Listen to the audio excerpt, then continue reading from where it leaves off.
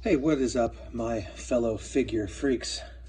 Today I have a lot of figures to review for you all, but for right now I want to start off with, at first they were bitter enemies wrestling each other at WrestleMania 10 for the Intercontinental Championship, you know, the interim champion versus the real champion, and Razor came out on top on that, of course. But even though these two aren't from the same time period, with Shawn being Ruthless Aggression and Razor being, of course, the Golden Era,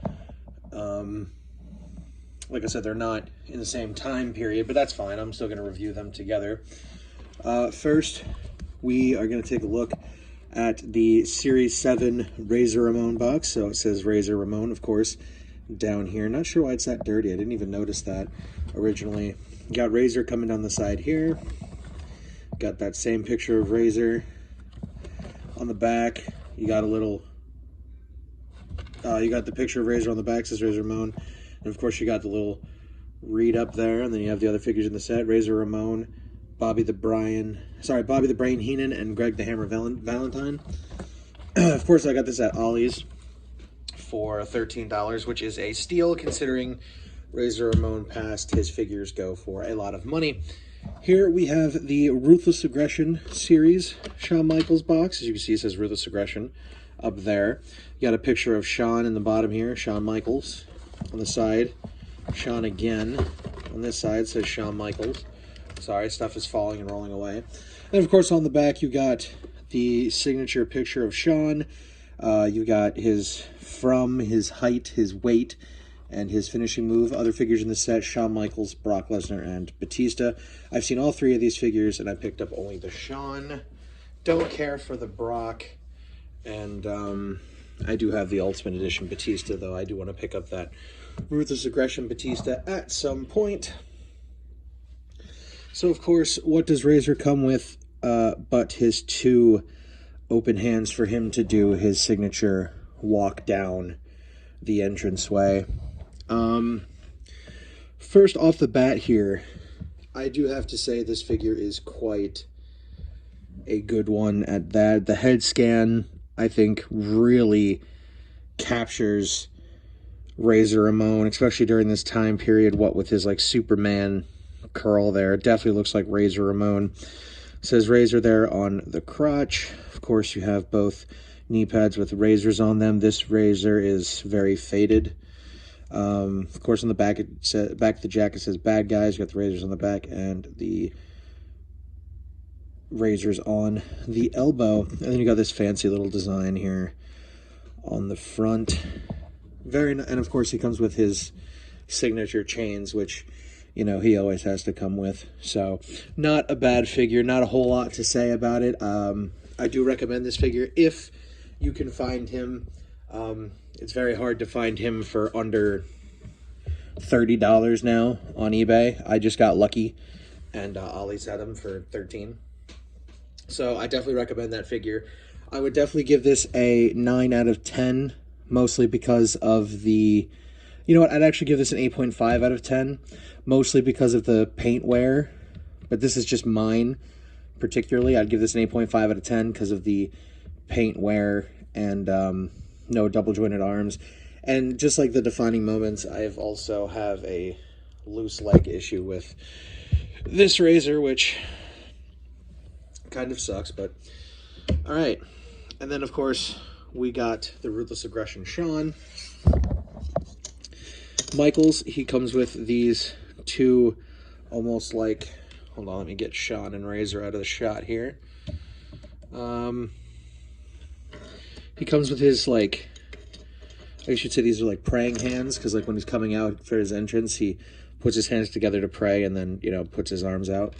And of course he comes with a ring bell, which is kind of weird, but I do believe, I did watch a review, I can't remember who it was, but I think it might have been Metal Driver reviewing this Ruthless Aggression Shawn Michaels. It's kind of a nod to the Jax one, because I think the Jax one came with a ring bell as well, which I do really like this ring bell because it'll set up my timekeepers area and look a lot nicer.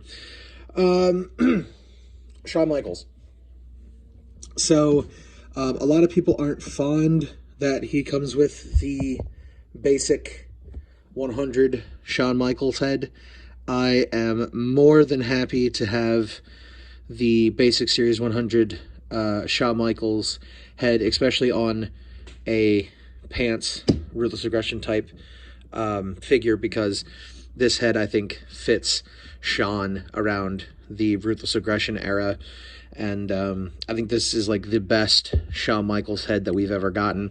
I know the WrestleMania Shawn comes with the old head that was on the like basics and elites back in the day, and it's not that great of a head. So yeah, I do have to say this is probably the best Shawn Michaels head scan that we've gotten, other than the Defining Moments ones are pretty nice as well. But that is Shawn from a younger time. This is Shawn Michaels from the Ruthless Aggression era, where I knew Shawn Michaels at his best. Was Ruthless Aggression for me. Of course, he's got his colored tattoo, as he should. The basic 100 scan, as I said. He does have double jointed elbows, which is totally cool.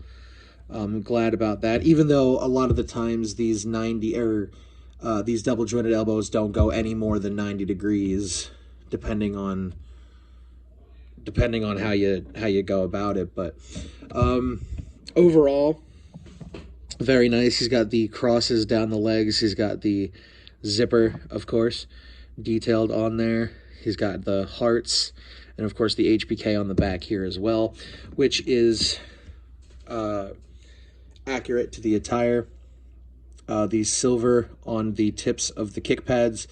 It does annoy me, though, that they used all white pegs, because for some reason, even though Mattel has been making figures for as long as they have, over a decade now, they can't figure out how to do half and half pegs. So they just use white pegs because it looks good on this side, but it doesn't on this side. If they could just use half and half pegs, where it's white pegs on this side and red on the other, in the inner, it would probably be a lot more beneficial for not just Mattel, but us as collectors as well.